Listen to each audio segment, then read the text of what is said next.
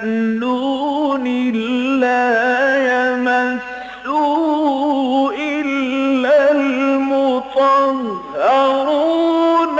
تنزيل من رب العالمين.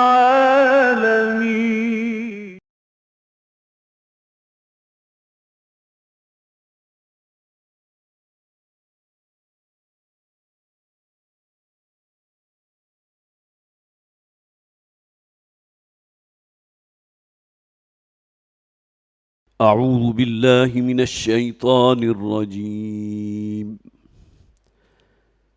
بسم الله الرحمن الرحيم. وإذ قال موسى لقومه يا قوم لم تؤذونني وقد تعلمون أني رسول الله إليكم فلما زاغوا أزاغ الله قلوبهم والله لا يهدي القوم الفاسقين. وإذ قال عيسى ابن مريم يا بني إسرائيل إني رسول الله إليكم مصدقا لما بين يدي من التوراة ومبشرا برسول يأتي من بعد اسمه أحمد. فلما جاءهم بالبينات قالوا هذا سحر مبين. ومن أظلم ممن افترى على الله الكذب وهو يدعى إلى الإسلام والله لا يهدي القوم الظالمين. يريدون ليطفئوا نور الله بأفواههم والله متم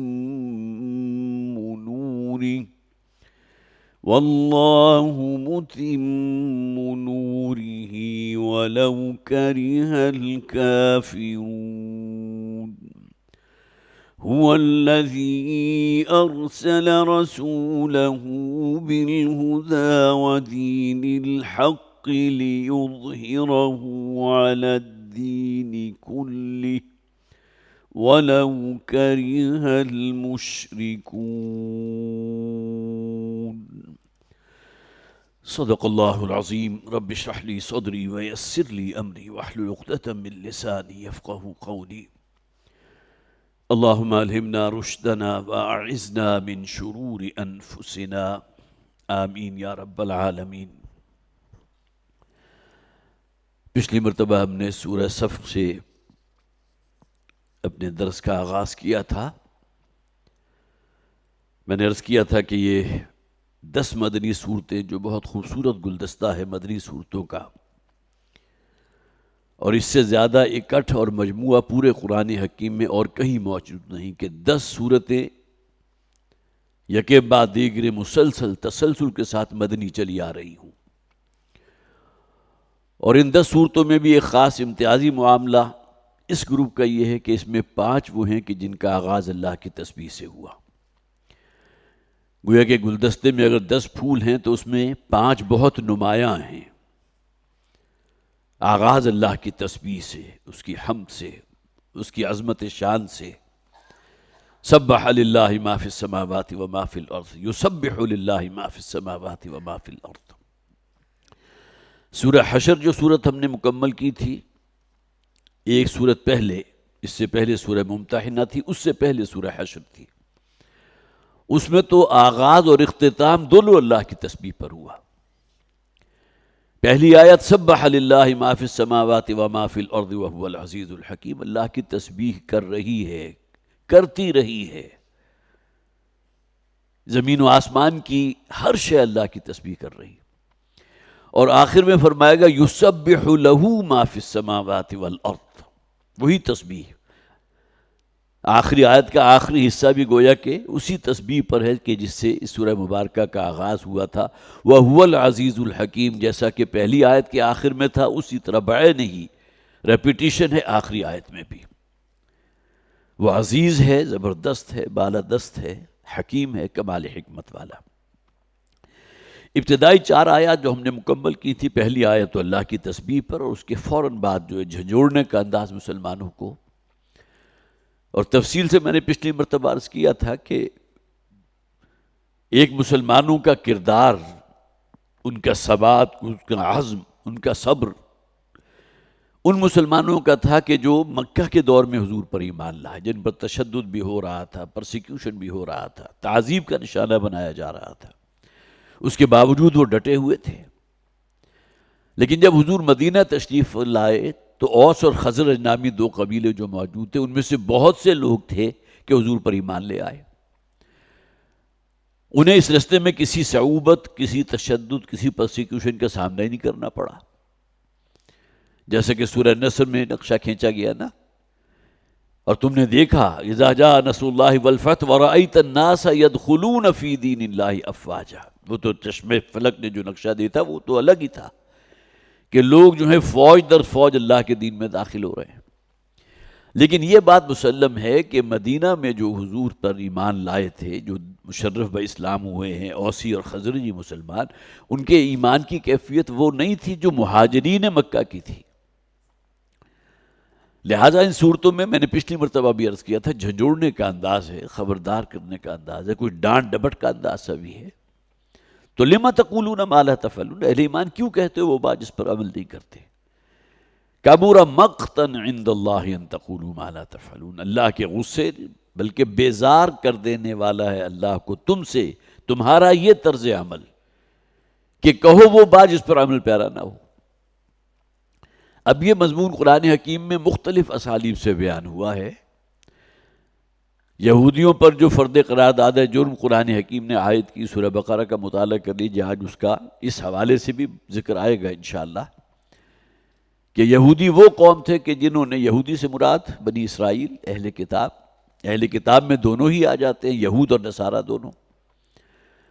لیکن خاص طور پر بڑا لمبا جو پیریڈ چلا ہے وہ حضرت عیسیٰ علیہ السلام تک، ان سے پہلے جتنے بھی تھے وہ بنی اسرائیل کے تورات کے ماننے والے تھے. انجیل تو حضرت عیسیٰ علیہ السلام کو عطا کی گئی نا، اور عبرانی زبان میں انجیل کے معنی ہی بشارت کے ہیں. تو گویا کہ اس اعتبار سے بھی بڑی اہم بات ہے، جیسا کہ انہی آیات میں جو آج میں نے آپ کے سامنے تلاوت کی ہے، یہ بات واضح ہو جائے گی کہ حضرت عیسیٰ علیہ السلام کی بعثت کا مقصد نبی اکرم صلی اللہ علیہ وسلم کی آمد کی خبر دینا بھی تھا. بلکہ مولانا اصلاحی رحمۃ اللہ علیہ نے اس کے اوپر بڑی بحث کی ہے، اور انہوں نے تو مصدقا لما بین یدی کا جو ہے وہ بھی مفہوم یہی بیان کیا ہے کہ میں ان خوشخبریوں کی تصدیق کرتے ہوئے آیا ہوں جو تورات میں موجود ہیں محمد رسول اللہ صلی اللہ علیہ وسلم کے بارے میں، ان کی بعثت کے بارے میں. تو بہرحال یہ جو اہل کتاب کے 2 جو میں نے عرض کیا کہ نصارہ اور یہود، یہودیوں پر جو فرد قرارداد جرم عائد کی ہے، یہی قول و فعل کا تضاد تھا. اتامرون الناس بالبر وتنسون انفسکم، کیا تم لوگوں کو جو ہے تلقین کرتے ہو، واعظ و نصیحت کرتے ہو نیکی کی، تقوی کی، ایمان کی، خیر کی، اور اپنے آپ کو بھول جاتے ہو. گویا کہ عملاً تم کہاں کھڑے ہو اور دعویٰ تمہارا کیا ہے. یہی وجہ ہے کہ ہمارے مفسرین نے یہاں یہ چیز بھی مراد لی ہے کہ آدمی ہر بات کہنے سے پہلے یہ دیکھ لے کہ آیا وہ خود بھی اس پر عمل پیرا ہے یا نہیں. یہ الگ بات ہے اگر یہ کسوٹی انسان بیان اپنے لیے جو ہے متعین کر لے تو اس صورت میں حق بات جس کو وہ حق سمجھتا ہے لیکن اس کی اپنی کمزوری ہے، اس کی اپنی غفلت اور سستی ہے کہ اس پر عمل نہیں کر پا رہا، اور وہ اپنی زبان کو بند کر لے کہ میں حق بات کہوں گا ہی نہیں. اس لیے کہ انسان اپنے آپ کو خواہ کتنا ہی رگڑا لگا لے، کتنا ہی مانج لے، لیکن یہ کہ اس مقام تک نہیں پہنچ سکتا جہاں پہنچ کے انسان کو یہ اطمینان اور یقین حاصل ہو جائے کہ میں گویا کہ اب کوالیفائی کرتا ہوں اس بات کا، جب تک کسی بات پر میں خود عمل نہیں کروں گا میں اس بات کو نہیں کہوں گا۔ انفرادی طور پر ہر شخص کو یہ سوچنا چاہیے، لیکن جس بات کو وہ حق سمجھتا ہے یہ دعا کرتے ہوئے کہ اللہ تعالیٰ خلوص دل سے دعا کرتے ہوئے، یا پروردگار مجھے توفیق عطا فرما کہ جو حق بات میں بیان کر رہا ہوں میں اس پر خود بھی عمل کر سکوں۔ لیکن اگر وہ حق کو چھپا جائے اس بنیاد پر کہ میرے اندر تو ہمت نہیں ہے عمل کرنے کی، میں تو اتنا آگے نہیں بڑھ سکتا، یہ قربانی نہیں دے سکتا، تو یہ پھر کتمان حق ہو جائے گا۔ تو گویا کہ ایک طرح جسے آپ کہیے کہ وہ ترغیب بھی ہے، تشویق بھی ہے کہ بڑھو رستے پر، ہر بات زبان سے نکالنے سے پہلے سوچ لو کہ تم خود بھی اس پر عمل کر رہے ہو نہیں کر رہے۔ لیکن یہ کہ حق کو چھپا جانا اپنی سستی اور اپنی غفلت اور اپنی کم کوشی کی بنیاد کے اوپر، یہ بھی ایک بہت بڑا جرم ہے، یہ بھی کتمان حق ہے۔ یہ تو اصل معاملہ یہ ہے نا کہ اللہ تعالیٰ جانتا ہے کہ انسان کے دل میں کیا ہے۔ ان اللہ لا ينظر الى صورکم، اللہ تعالیٰ تمہاری صورتوں کو، شکل و صورت کو، ظاہر کو نہیں دیکھتا، بلکہ اللہ تعالیٰ تو باطن کو دیکھتا ہے کہ اندر خلوص اور تقوی موجود ہے یا نہیں ہے۔ تو لما تقولون ما لا تفعلون کبر مقتا عند اللہ ان تقولوا ما لا تفعلون، میں نے عرض کر دیا تھا مقت کے معنی کیا ہیں، اور یہاں یہ جو اصطلاح استعمال کی گئی تو گویا کہ اللہ تعالیٰ کی بیزاری اور غضب کو دینے والی ہے یہ بات کہ کہو وہ کہ جس پر عمل پیرا نہ ہو۔ ان اللہ یحب الذین یقاتلون فی سبیلہ صفا، وہ لوگ کہ جو قتال کرتے ہیں اللہ کے رستے میں، فی سبیلہ، اس کی راہ میں، صفا صفے باندھ کر، قطار اندر قطار۔ اور نبی اکرم صلی اللہ علیہ وسلم کا یہ معمول تھا کہ جب بھی کسی غزوے کی بات ہوتی تھی، دشمن سامنے موجود ہو، تو حضور صف بندی کروا لیا کرتے تھے، ایک پہلے آگے صف ہے، پھر اس کے بعد جو ہے پھر دوسری صف ہے کہ پہلے والے جو اگر کسی درجے میں مجروح ہو جائیں، زخمی ہو جائیں، تو پیچھے ایک دیوار موجود ہو، اس کے پیچھے ایک اور دیوار بھی موجود ہو۔ جیسا کہ غزوہ موتا کے موقع پر، اگرچہ غزوہ اسے کہا جاتا ہے، وہ سریہ موتا ہے جس میں نبی اکرم صلی اللہ علیہ وسلم خود شریک نہیں ہوئے تھے، لیکن آپ نے روانگی سے پہلے ہی گویا کہ اللہ تعالیٰ نے آپ کو دکھا دیا تھا کہ وہ ہم معاملہ جو ہے بہت سے صحابہ کی شہادت کا ہوگا۔ تو آپ نے جو علم تھا جس صحابی کے ہاتھ میں دیا تھا، فرما دیا اگر یہ شہید ہو جائے تو اس کے بعد علم ان کے پاس آئے گا، یہ شہید ہو جائے تو ان کے پاس آئے گا، یہ شہید ہو جائیں تو ان کے پاس آئے گا۔ گویا کہ چار جو ہے عالم برداروں کا تعین نبی اکرم صلی اللہ علیہ وسلم نے خود کر دیا، چار ہیں یا تین ہیں، لیکن بہرحال یہ آپ نے پہلے فرما دیا تھا۔ تو اس کے رستے میں قتال کرنا اور جنگ کرنا، اس طرح گویا کہ سیسا پلائی ہوئی دیوار، بنیان اگرچہ عمارت کو کہتے ہیں مضبوط عمارت، لیکن عام طور پر ترجمہ جیسا کہ میں نے عرض کیا تھا کہ وہ سیسا پلائی ہوئی دیوار۔ وَإِذْ قَالَ مُوسَىٰ لِقَوْمِهِ، اب یہاں سے جو بحث شروع ہو رہی ہے، حضرت موسیٰ علیہ السلام کی قوم، وہی بنی اسرائیل، یہودی، ابھی عیسائیوں کا وجود نہیں ہے۔ حضرت عیسیٰ علیہ السلام تک جو حضرت موسیٰ سے لے کر جو سلسلہ چلا ہے، حضرت موسیٰ کو تورات عطا فرمائی گئی تھی، تو تمام کے تمام بنی اسرائیل جو ہیں وہ یہودی تھے، تورات کو منزل من اللہ مانتے تھے، اگرچہ اس کے اندر بہت سی تحریفات بھی اور بہت سی تنسیخات بھی انہوں نے کر دی تھی، لیکن بہرحال مانتے تو تھے نا۔ تو اذ قال موسیٰ لقومہ، اب حضرت موسیٰ علیہ السلام جس دورانیے میں اپنی قوم کے درمیان موجود رہے ہیں، ظاہر ہے یہ بات بیان کرنے کی ضرورت نہیں ہے کہ بنی اسرائیل جو بدترین غلامی کے اندر جو ہے ظلم کے اندر پس رہی تھی، حضرت موسیٰ علیہ السلام نے انہیں نکالا، اور اس کے بعد پھر رستے میں جو بھی ریڈ سی تھا یا جو کوئی بہت بڑا کوئی دریا آیا ہے، سمندر آیا، اس میں اللہ کے حکم سے حضرت موسیٰ نے اپنے عصا مارا، اور پھر یہ ہے کہ وہ سمندر جو ہے پھٹ گیا، حضرت موسیٰ علیہ السلام بنی اسرائیل کو لے کر پار ہو گئے۔ قرآن حکیم میں 3-4 مقامات پر اس واقعے کا ذکر ہے، اور جو فلم بنی تھی بائبل، ظاہر ہے اس کے بنانے والے مسلمان تو نہیں تھے، انہوں نے تو تورات ہی سے سارا ڈیٹا اخذ کیا تھا نا، تو اس کے اندر تفصیل سے وہ نقشہ انہوں نے دکھایا ہے کہ کس طرح حضرت موسیٰ علیہ السلام نے جو ہے اگرچہ اس میں شاید دکھایا گیا ہے کوئی عصا مارنے کا ذکر نہیں ہے، لیکن دعا کا ذکر ہے کہ سمندر دو حصوں میں منقسم ہو گیا، اور بنی اسرائیل جو بھی پیدل بھی تھے اور اب مختلف سواریوں پہ سوار تھے، کوئی رتھوں کے اوپر تھے، وہ سب کے سب وہاں سے نکل گئے۔ اور صاف یہ بات جو ہے تورات سے انہوں نے اس فلم کے اندر، بائبل کے اندر لی کہ جب فرعون آیا ہے تو اللہ کے حکم سے جو ہے وہ سمندر جو ہے وہ ملا دیا گیا۔ تو بہرحال یہ جو نجات دہندہ بن کر آئے تھے حضرت موسیٰ علیہ السلام، اب قوم نے جس اعتبار سے جو ایذائیں پہنچائیں حضرت موسیٰ کو، قرآن حکیم میں بہت سے مقامات پر ان کا ذکر ہے۔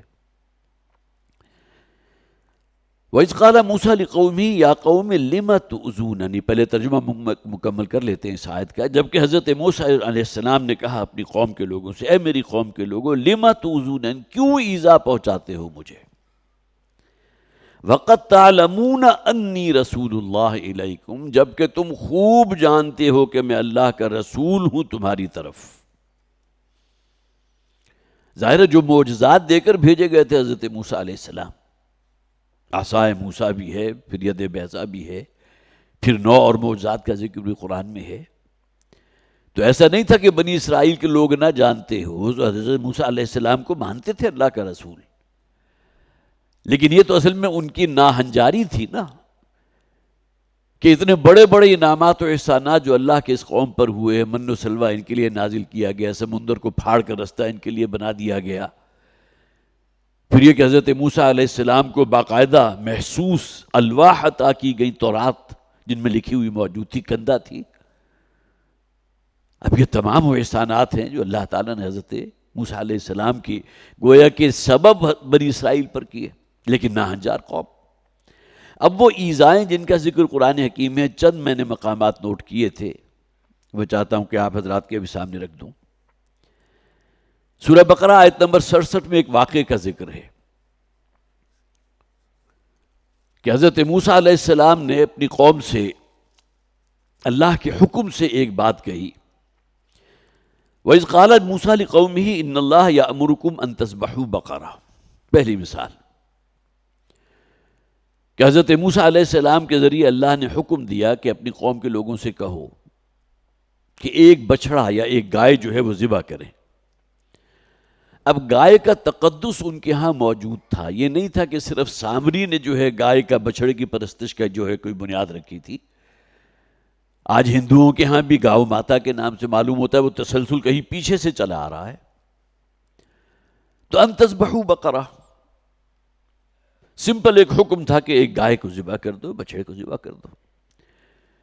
اب قوم نے جو حجت بازی کی ہے اور جس طرح حضرت موسیٰ علیہ السلام کو بالکل کارنر کرنے کی کوشش کی ہے، قالوا اتتخذنا ہزوا، گائے جیسا مقدس، اور اس کو تم حکم کر رہے ہو کہ اس کو ذبح کر دو، کیوں؟ کیا تم ہمارے ساتھ مذاق کر رہے ہو؟ ہزوا، ہمارے ساتھ ٹھٹھا کر رہے ہو؟ حضرت موسیٰ سے کہہ رہے ہیں کون؟ بنی اسرائیل کے لوگ۔ قال اعوذ باللہ ان اکون من الجاہلین، حضرت موسیٰ علیہ السلام نے فرمایا میں اللہ کی پناہ مانگتا ہوں اس سے کہ میرا شمار جاہلوں میں ہو، میں یہ بات جو تمہیں کہہ رہا ہوں تو یہ اللہ کا حکم ہے۔ قالوا ادع لنا ربک یبین لنا ما ہی، گویا کہ بات بالکل واضح تھی، کسی بچڑے کو بھی پکڑ کر ذبح کر دیا جاتا تو اللہ کا حکم اور منشا پورا ہو جاتی ہے، لیکن انہوں نے کہا کہ ہمارے لیے ذرا تم پوچھ کر بتاؤ کہ بچڑا ہو کیسا، ما ہی۔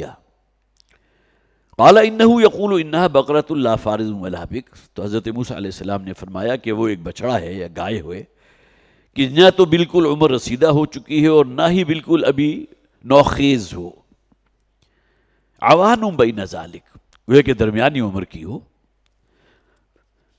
فَفَعَلُوا مَا تُؤْمَرُونَ، تمہیں تو حکم دیا گیا نا اس بات کا، تو اس پر عمل کر گزرو۔ اب اگلا سوال کیا داغا کہ اس کا رنگ کیا ہے، میں پورا ترجمہ نہیں کر رہا، لیکن جو ان کی حجت بازی تھی اس کو نوٹ کیجئے۔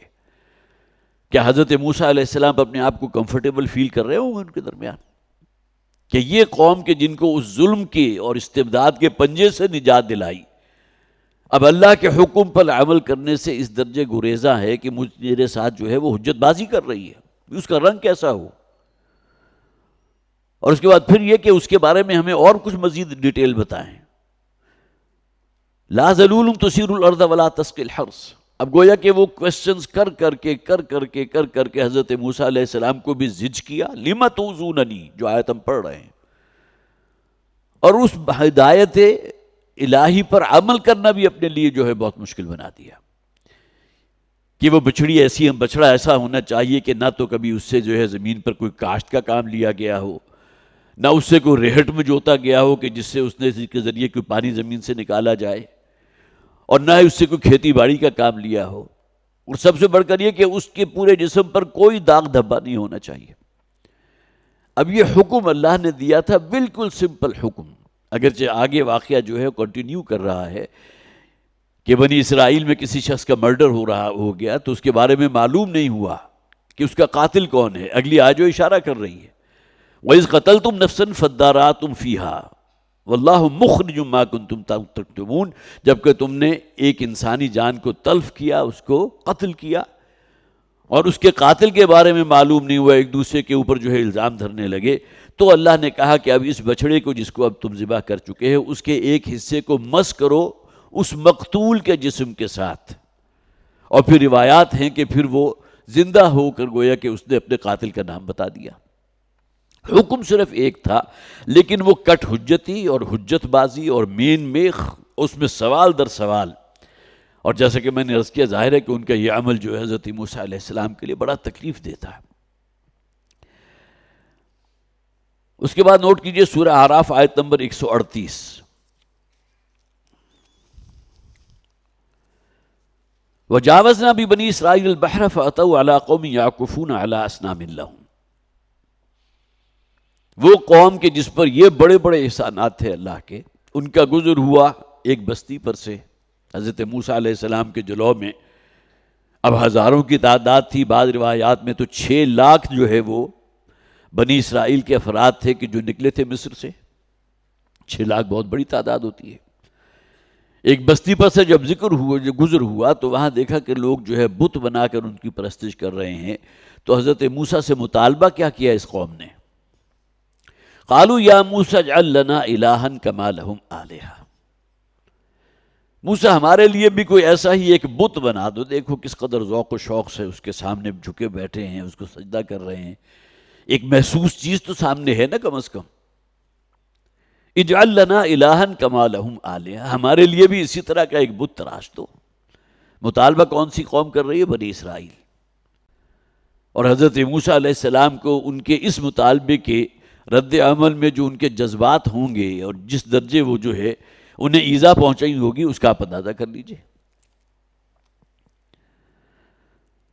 اس کے بعد حضرت موسیٰ علیہ السلام جب وہ تورات کو الواح جو ہے وہ حاصل کرنے کے لیے کوہ طور پر گئے ہیں، تو جو 40 دنوں کے بعد جب ان کی واپسی ہوئی ہے، تو اسی دوران میں ایک سامری شخص تھا، سامری جادوگر عام طور پر اسے کہا جاتا ہے، اس نے ایک بچڑا بنایا اور پوری قوم میں سے اکثریت کو اپنے پیچھے لگا لیا۔ اس کا ذکر جو ہے وہ سورہ بقرہ آیت نمبر 54 آیت نمبر 55 اس کے اندر موجود ہے۔ اب یہ بھی کس درجے ایذا والی بات تھی حضرت موسیٰ علیہ السلام کے لیے کہ توحید کی بنیاد پر دعوت دی انہوں نے، اور اس کے بعد جب کچھ غیر حاضری کے بعد تورات کی الواح لے کر واپس پلٹے ہیں، تو سامری جو ہے اس پوری قوم میں سے اکثریت کو گمراہ کر چکا تھا، اور اس کے بعد پھر بڑی سخت سزا دی گئی، جس کا ذکر سورہ بقرہ ہی میں موجود ہے کہ وہ لوگ کہ جنہوں نے بچڑے کی پرستش کی تھی ان سب کو پھر قتل کر دیا گیا تھا۔ یہ اللہ کی شریعت، مرتد ہو گئے نا۔ تو ہمارے دین میں جو مرتد کی سزا ہے وہ اسی بنیاد کے اوپر ہے کہ وہ شریعت موسوی سے جو حکم چلا آ رہا تھا اسی کو برقرار رکھا گیا۔ اور اسی طرح سورہ مائدہ، جس میں گویا کہ بالکل آخری بات ہو گئی، ایذا کا اس سے بڑا جو ہے کوئی اور طریقہ نہیں ہو سکتا تھا جو بنی اسرائیل نے دیا۔ سورہ مائدہ آیت نمبر 21 کے بعد 3-4 آیات ہیں اس میں۔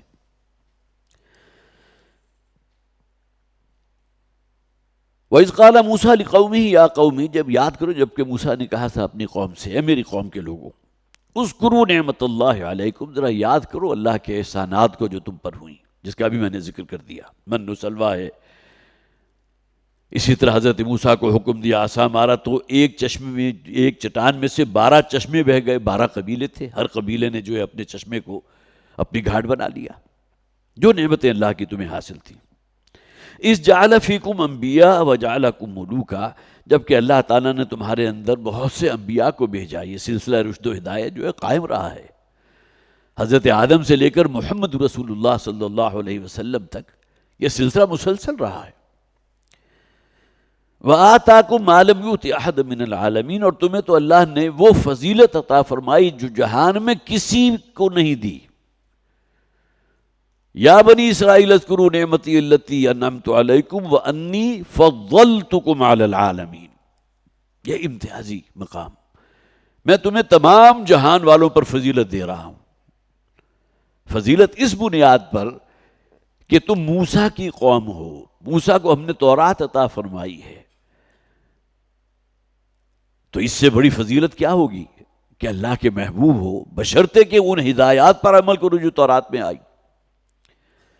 یا قوم ادخلوا الارض المقدسۃ التی کتب اللہ لکم، اے میری قوم کے لوگوں اب داخل ہو جاؤ یہ ارض مقدس اریحہ، بعض نے یہاں سے مراد جو ہے فلسطین لی ہے، یہ اللہ نے تمہارے لیے لکھ دی ہے۔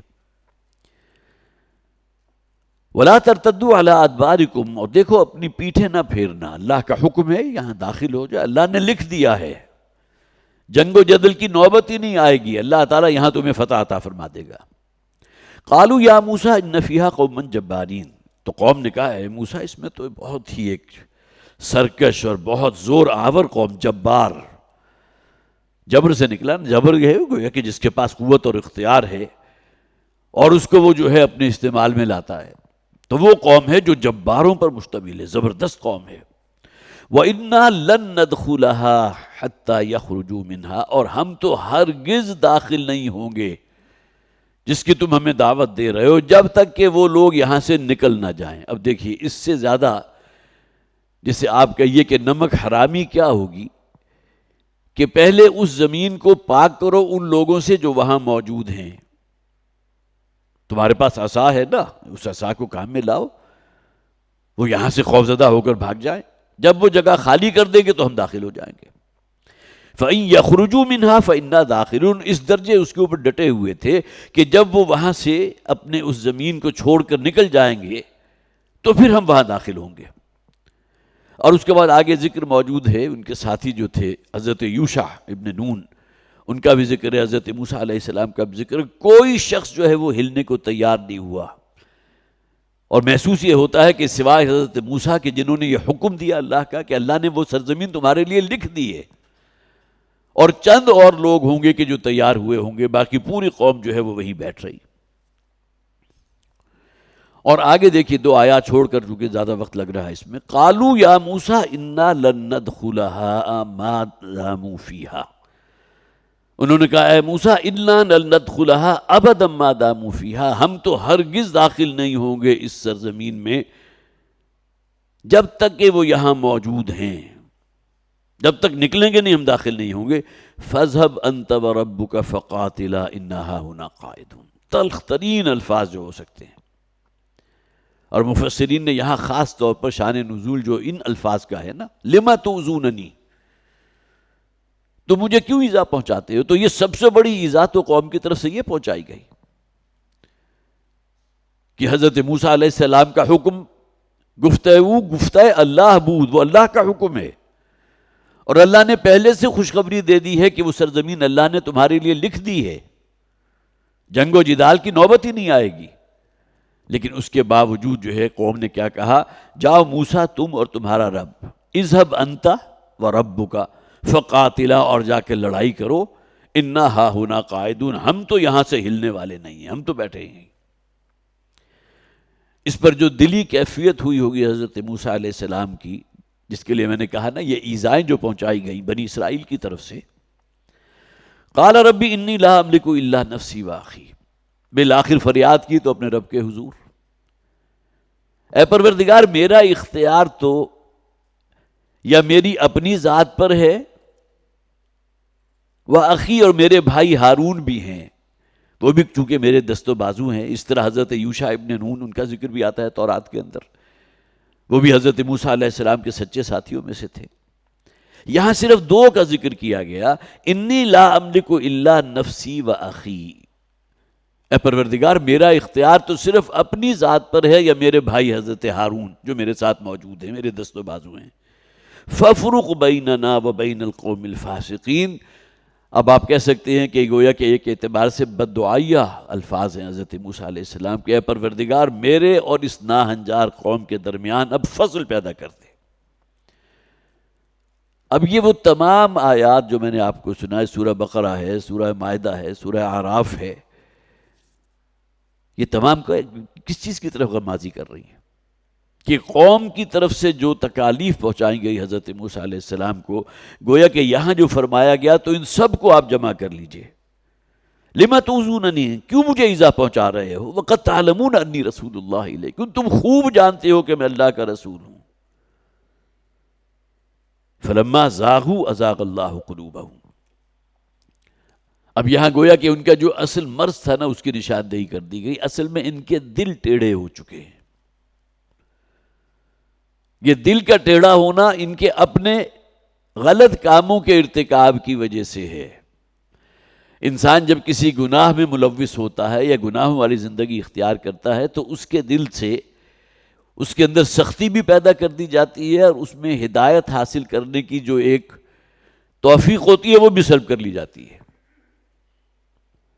جسے قرآن حکیم میں آخری بات کے طور پر کہا گیا ختم اللہ علی قلوبہم، اللہ تعالیٰ ان کے دلوں پر پھر مہر لگا دیتا ہے۔ اب گویا کہ ہدایت ان میں سرایت کر ہی نہیں سکتی ان کے اپنی بد اعمالیوں کی وجہ سے۔ عمل کرنے کا اختیار تو انسان کے پاس ہے نا، ارادہ تو وہ خود کرے گا، اس برے رستے کی طرف وہ خود چلنے کا آغاز کرے گا۔ فَلَمَّا زَاغُوا أَزَاغَ اللَّهُ قُلُوبَهُمْ، جب وہ خود ٹیڑھے ہو گئے، انہوں نے اس ٹیڑھے رستے پر گناہوں والی جو ہے رستہ اس کے اوپر قدم آگے بڑھانے شروع کر دیے، تو نتیجہ کیا نکلا کہ اللہ تعالیٰ نے ان کے دلوں کو بھی ٹیڑھا کر دیا۔ اب دلوں کو ٹیڑھا کر دینا، اس کا سیدھا ہونا تو آسان کام نہیں ہے نا، وہ تو بالکل وہی بات ہے وَأَمَّا مَن بَخِلَ وَاسْتَغْنَى وَكَذَّبَ بِالْحُسْنَى فَسَنُيَسِّرُهُ لِلْعُسْرَى۔ عسرہ وہ رستہ کہ جو اللہ کی ناراضگی کی طرف جا رہا ہے، جو بالآخر تمہیں جہنم تک پہنچا دے گا۔ تو یہ درجہ بدرجہ انسان گویا کہ اس رستے پر آگے بڑھتا ہے، آج چھوٹا گناہ ہے، کل اس سے بڑا گناہ ہے، کل اس سے بھی بڑا گناہ جو ہے اس کا منتظر ہوگا، اور اس کے بعد وہ صریحاً کسی حرام کا ارتکاب کر لے گا۔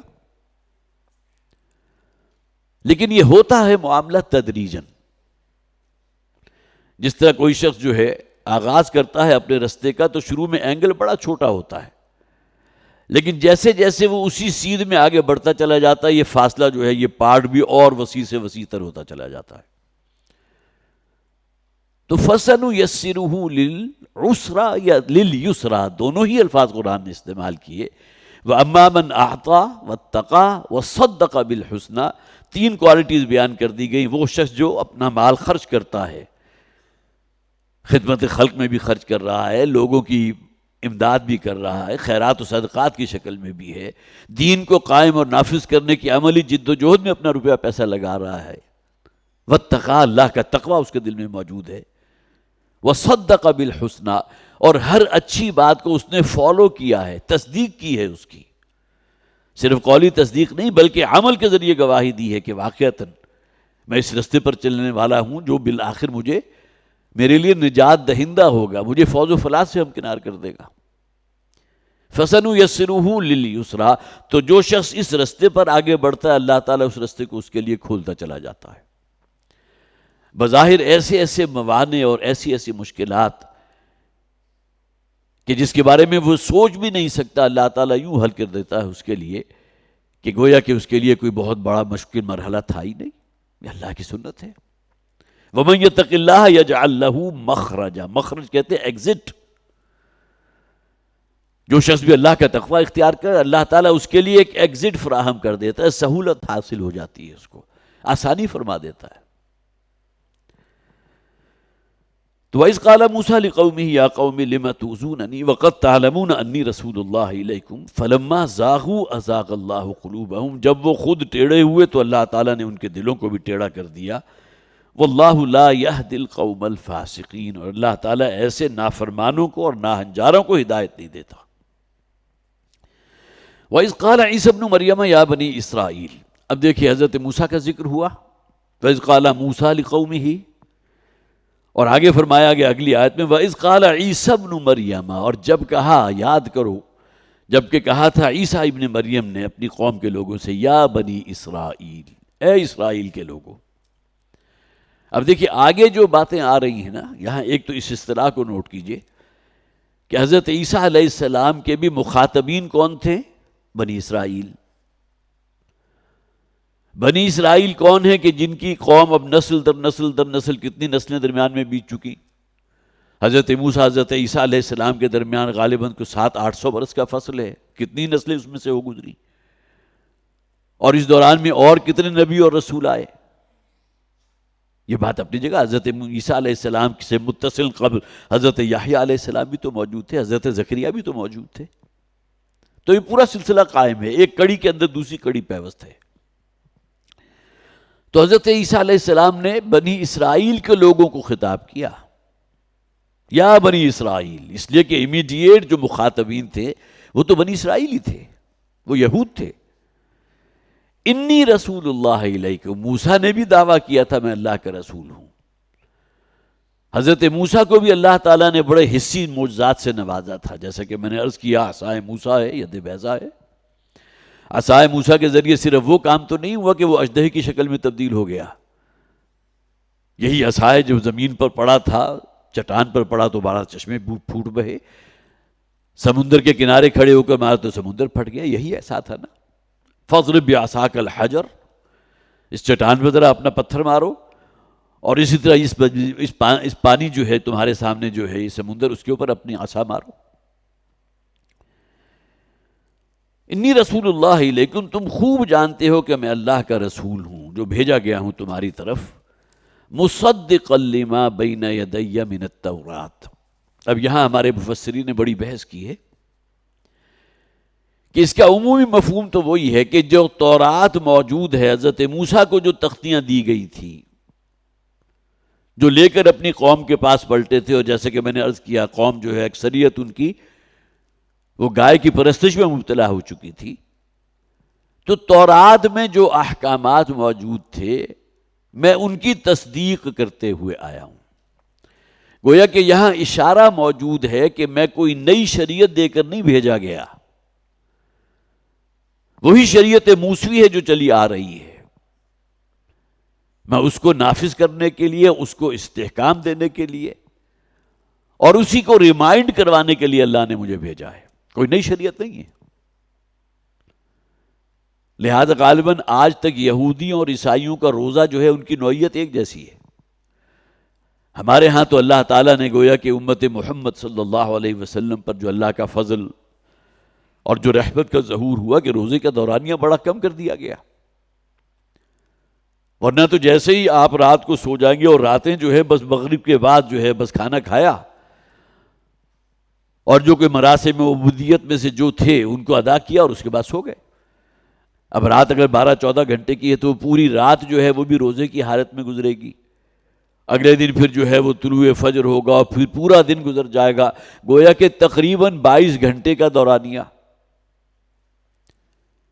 تو آج بھی یہود و نصارہ دونوں کا روزے کی نوعیت تقریباً ایک ہی ہے.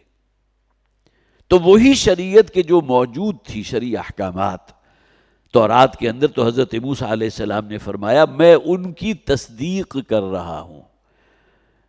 گویا کہ جس طرح کوئی سٹیمپ ہوتی ہے نا کہ ہاں یہی وہ ڈاکومنٹ ہے کہ جو حضرت موسیٰ علیہ السلام پر نازل ہوا تھا، وہی احکامات ہیں شرعی، میں کوئی نئی شریعت دے کر نہیں بھیجا گیا. ایک مفہوم یہاں یہ بھی لیا گیا کہ تورات میں حضرت عیسیٰ علیہ السلام کی آمد کی پیشن گوئیاں بھی موجود تھیں. گویا کہ میں آج تمہارے درمیان موجود ہوں تو تصدیق کر رہا ہوں ان پیشن گوئیوں کی جو تورات میں موجود تھی، جن میں میرا ذکر تھا. اس لیے کہ قرآن حکیم میں یہ بات موجود ہے کہ ہر نبی جب اس دنیا سے جاتا تھا تو اپنے بعد آنے والے نبی کی خوشخبری دے کر جاتا تھا. اللہ کی طرف سے حکم، اللہ کو تو معلوم ہے نا. تو تورات کے اندر جو ہے صرف یہ نہیں کہ نبی اکرم صلی اللہ علیہ وسلم کی آمد کا ذکر موجود تھا، بلکہ حضرت عیسیٰ علیہ السلام کی آمد کا ذکر بھی موجود تھا. مولانا اصلاحی نے اسی بات کو لیا ہے. گویا کہ وہ شریعت کا تسلسل کہ وہی شریعت رہے گی وہ اپنی جگہ درست بات ہے، لیکن انہوں نے ترجیح اس رائے کو دی ہے کہ میرا بھیجا جانا مظہر ہے ان پیشین گوئیوں کی تصدیق کا جو تورات میں موجود تھی حضرت عیسیٰ علیہ السلام کے بارے میں. مصدقا لما بین یدی من التوراۃ، جو تورات جو مجھ سے پہلے نازل کی گئی آج بھی موجود ہے. بین یدی، یہ تورات سامنے موجود ہے نا. اسی کے احکامات کی گویا کہ تنفیذ کے لیے وہی شریعت، اور دوسرے یہ کہ میں مظہر ہوں اس بات کا کہ تورات میں جو ذکر تھا میری آمد کا بھی ذکر موجود تھا، تو میں اس اعتبار سے مصدق بن کے آیا جس کی تصدیق کی گئی تورات میں. آگے فرمایا وہ مبشرا برسول یاتی من بعد اسمہ احمد. اب گویا کہ نبی اکرم صلی اللہ علیہ وسلم کی آمد کا ذکر پہلے ذکر ہو رہا تھا تورات کا، اب یہاں انجیل بھی اس میں شامل ہو گئی. اور مولانا مودودی رحمۃ اللہ علیہ نے کم سے کم 15-20 صفحات ہیں تفہیم القرآن نے جس میں بڑی تفصیل کے ساتھ ذکر کیا ہے. یہ جو ان کی 4 انجیلیں ہیں ان میں سے ایک کا حوالہ دے کر فلاں میں یہ الفاظ تھے، فلاں میں یہ الفاظ تھے.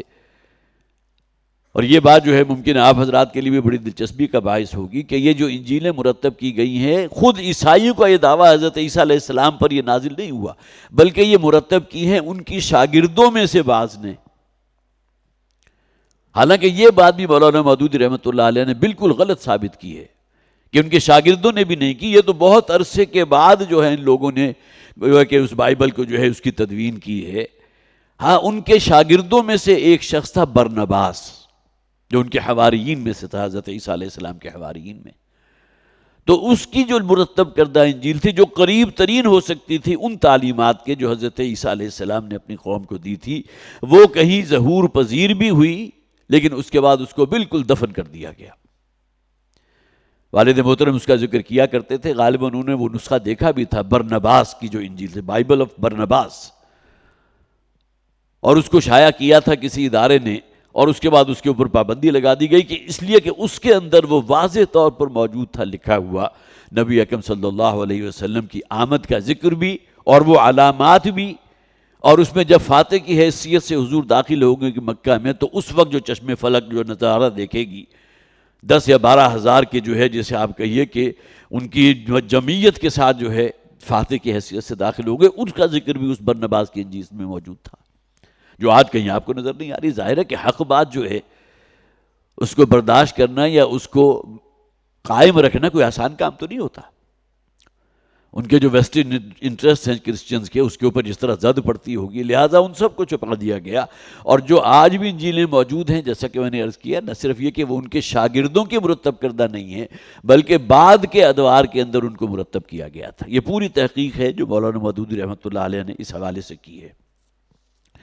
تو یہاں گویا کہ حضرت عیسیٰ علیہ السلام کی بعثت کے 2 مقصد تو بیان کر دیے گئے.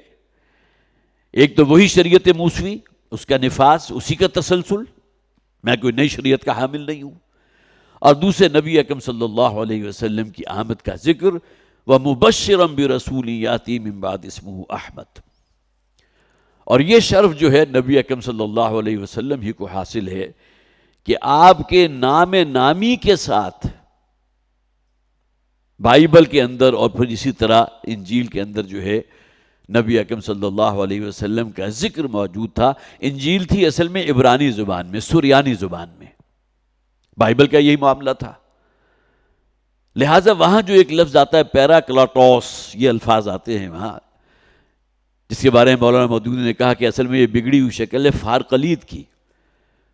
اور فارقلیت اس شخص کو کہتے تھے کہ جس کی بہت تعریف کی گئی ہو. احمد، احمد کے معنی کیا ہے؟ تعریف کرنے والا. اور یہ بھی مراد ہے وہ کہ جس کی بہت the praised one، جس کی بہت تعریف کی گئی ہو۔ ظاہر ہے نبی اکرم صلی اللہ علیہ وسلم کے بارے میں جو قرآن نے کہا نا وَرَفَعْنَا لَكَ ذِكْرَكَ، ہم نے تو آپ کے ذکر کو بہت بلند کر دیا۔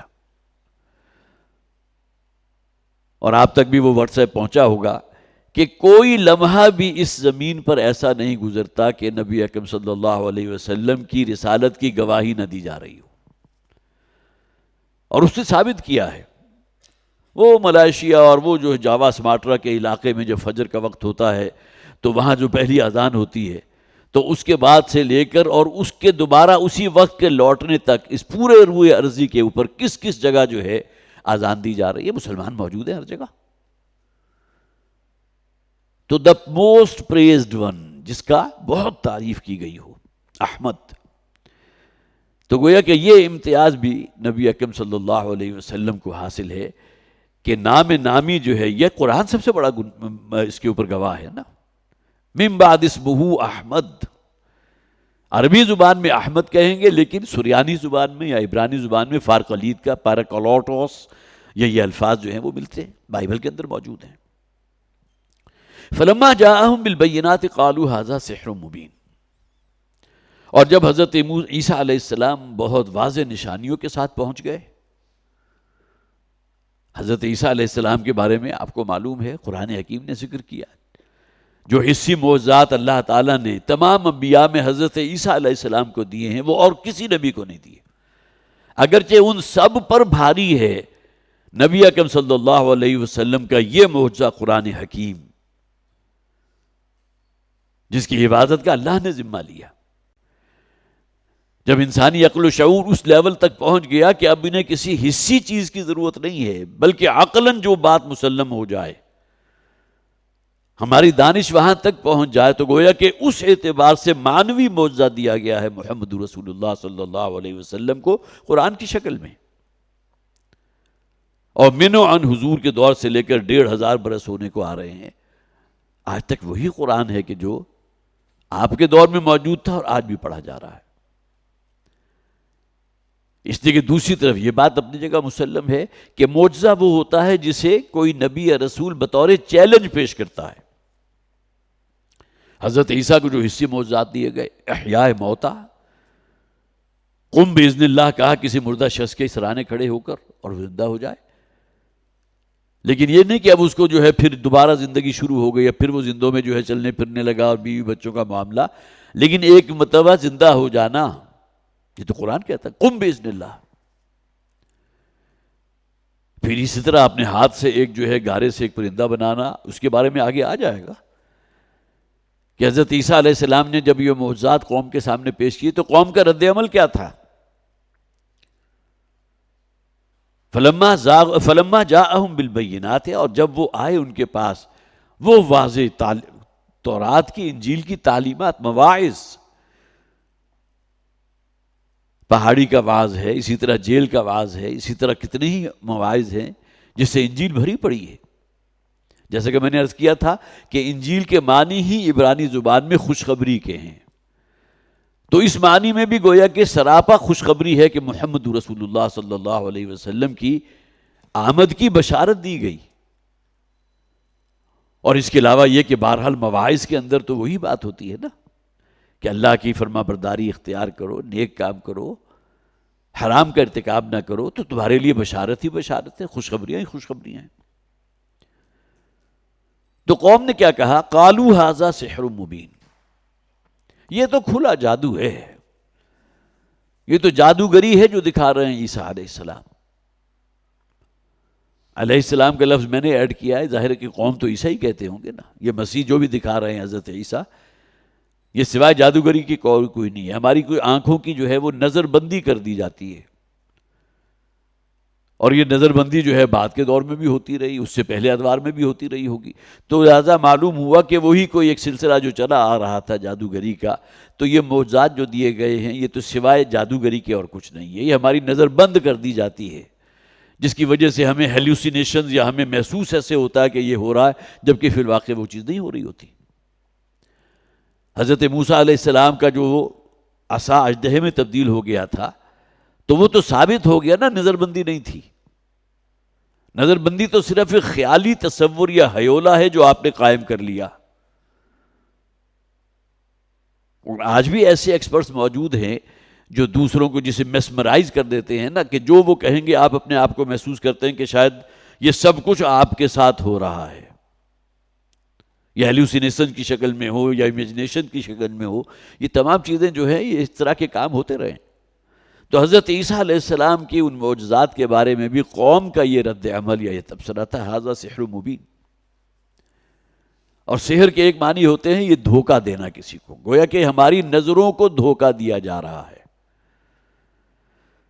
وَمَنْ أَظْلَمُ مِمَّنِ افْتَرَىٰ عَلَى اللَّهِ الْكَذِبَ، اور اس شخص سے بڑھ کر ظالم کون ہوگا؟ وہ شخص کے جو اللہ پر جھوٹ باندھ رہا ہو. اب یہاں مراد جو ہے حضرت عیسیٰ حضرت موسیٰ نہیں ہے. اب یہاں روئے خطاب اہل مکہ کی طرف ہے، بطور نشان عبرت ان دونوں کا ذکر کر دیا گیا. وَإِذْ قَالَ مُوسَىٰ لِقَوْمِهِ يَا قَوْمِ وَإِذْ قَالَ عِيسَىٰ ابْنُ مَرْيَمَ يَا بَنِي إِسْرَائِيلَ، دونوں کا ذکر کر دیا گیا. حضرت عیسیٰ علیہ السلام کی دو حیثیتیں بھی گنوا دی گئیں. حضرت موسیٰ علیہ السلام کو جو ایذائیں پہنچائی گئیں بنی اسرائیل کی طرف سے، ان کا بھی تفصیل سے ذکر ہو گیا. یہاں اشارہ ہے لیکن پورے قرآن حکیم میں بہت سے مقامات پر جو آیات میں نے آپ کے سامنے پیش کی. اب یہاں فرمایا گیا وَمَنْ أَظْلَمُ مِمَّنِ افْتَرَىٰ عَلَى اللَّهِ الْكَذِبَ، اس شخص سے بڑھ کر ظالم کون ہوگا؟ وہ شخص کے جو اللہ پر جھوٹ باندھ، افتراء پردازی. فرشتوں کے بارے میں یہ کہنا اور عقیدے کی یہ جو ہے جز بن جانا کہ فرشتے اللہ کی بیٹیاں ہیں. مشرکین عرب جو اس وقت موجود تھے اکثر و بیشتر کا مذہب تو یہی تھا نا. وہ لات ہو، عزا ہو، منات ہو، یہ تمام کی تمام مؤنث دیویاں ہیں. مؤنث، الہ کا مؤنث لات بنا دیا، عزیز کا مؤنث عزا بنا دیا، اور ان کے بارے میں یہ عقیدہ جو ہے اس کو گھڑ لیا. اس سے بڑا جھوٹ اور کیا ہوگا کہ فرشتے اصل میں اللہ کی بیٹیاں ہیں. یہ مؤنث نام ہم نے اسی لیے دیے ہیں انہیں. پھر یہ کہ محمد صلی اللہ علیہ وسلم جو تمہاری آنکھوں کے سامنے، جن کا پورا پاسٹ، پورا ماضی تمہارے سامنے ہے، کسی شخص کو کسی چھوٹے سے چھوٹے معاملے میں بھی کبھی غلط بیانی یا جھوٹ کا تجربہ ہوا محمد سے صلی اللہ علیہ وسلم؟ کبھی کوئی خبر پہنچی کہ آپ نے کوئی امانت میں خیانت کی تھی؟ الامین الصادق، جھوٹ بولا تھا، غلط بیانی کی تھی. تو ایسا شخص کے جس کا بالکل پاس جو ہے اتنا نیٹ اینڈ کلین ہے، اور وہ دعویٰ اگر یہ کرے کہ میرے پاس اللہ کا ایک فرشتہ آتا ہے اور میرے پاس اللہ کا پیغام پہنچاتا ہے، اور تم خوب جانتے ہو تمہارے پہلے انبیاء اور رسل پر بھی یہ سلسلہ جو ہے اللہ نے قائم فرمایا، انہیں کتابیں عطا کی. یہ آیات جو میں تمہیں پڑھ کے سنا رہا ہوں منزل من اللہ ہیں، یہ اللہ کی طرف سے نازل کی گئی ہیں، اللہ کا کلام ہے. اور اس بات کو رد کر دیا، جھٹلا دیا. تو کس کس اعتبار سے انہوں نے گویا کہ اللہ پر جھوٹ باندھے ہیں، اللہ کے لیے اولاد گھڑ لی، فرشتے اللہ کی بیٹیاں. حضرت عیسیٰ علیہ السلام وہ بھی چونکہ ابھی بنی اسرائیل کا ذکر دونوں کا اہل کتاب میں سے یہود و نصارہ کا ذکر ہوگا. یہودیوں نے حضرت عزیر علیہ السلام کو، سب نے نہیں، لیکن ان کے ہاں ایک فرقہ موجود تھا جو حضرت عزیر کے بارے میں یہ سمجھتا تھا، ان کا ایمان تھا کہ یہ اللہ کے صلبی بیٹے ہیں، ابن اللہ. اسی طرح عیسائی حضرت عیسیٰ علیہ السلام کو اللہ کا بیٹا مانتے تھے. تو اس سے بڑا کوئی جھوٹ ہو سکتا ہے؟ انسان ویسے بھی اگر سوچے کہ کوئی شخص کسی بچے کو منسوب کر دے کسی دوسرے کی طرف کہ قانوناً تو فلاں شخص اس کا باپ ہے لیکن اصلی باپ وہ ہے. اب ظاہر ہے کہ انسان کے جو جذبات ہوں گے اس حوالے سے کہ آپ نے کسی کی اولاد کو منسوب کر دیا میری طرف، یا میری اولاد کو منسوب کر دیا کسی اور کی طرف، تو اس سے بڑا جھوٹ اور اس سے بڑی افتراء پردازی اور کوئی ہو نہیں سکتی. یہی وجہ ہے کہ جب بھی شرک کی بات ہوتی ہے تو اس میں جو عریاں ترین اور گھناونا ترین شرک ہے وہ اللہ کی ذات میں کسی کو شریک کر دینا، اور اسی درجے کا یہ شرک بھی کہ کسی شخص کے بارے میں یہ سمجھنا کہ اللہ نے اس کی ذات میں حلول کر لیا. عیسائیوں میں یہ عقیدہ موجود رہا ہے کہ حضرت عیسیٰ اصل میں یہ انسان نہیں ہے بلکہ یہ اللہ نے حلول کر لیا ہے، گاڈ انکارنیٹڈ ہیں، اللہ نے ان کی ذات میں حلول کر لیا. بظاہر یہ انسان ہے لیکن اصل میں یہ خدا ہیں. 3 میں 1 اور 1 میں 3 کا معمہ اسی لیے سمجھ میں نہیں آتا نا، کون خدا ہے، کون باپ ہے، کون یہ ہے، روح القدس کیا ہے، وہ تو خود بھی نہیں سمجھا سکتے اس بات کو. تو ومن اظلم ممن افترى علی اللہ الکذب، اللہ پر افطرا بردازی کر دینا، اللہ پر جھوٹ باندھ دینا. وَهُوَ يُدْعَى إِلَى الْإِسْلَامِ، جبکہ محمد صلی اللہ علیہ وسلم تمہیں پکار رہے ہیں، کھینچ رہے ہیں اسلام کی طرف، توحید کی طرف. اور تمہارا طرز عمل یہ ہے، وہی بات جو میں نے ابھی عرض کی تھی کہ جن کی پوری زندگی 40 برس کی جو ہے بالکل کلین سلیٹ ہے، کہیں کوئی داغ دھبا یا چھینٹ بھی موجود نہیں، اور ان کے بارے میں تم یہ کہہ دینا کہ یہ جھوٹے بھی ہیں اور یہ ساحر بھی ہیں، یہ کاہن بھی ہیں، یہ ان کا خود ساختہ کلام ہے. یہ تمام چیزیں وہ جو قرآن میں بیان ہوئیں، اس قرآن کو حضور کی طرف منسوب کر دیا گیا. کہ معلوم ہوتا ہے کہ کسی یہودی عالم کے ساتھ جب یہ جاتے تھے تجارتی قافلے لے کر، اب یہ آغاز نبوت سے پہلے کی بات ہے. حضرت خدیجہ رضی اللہ تعالی عنہ کے جو تجارتی قافلے ہوتے تھے،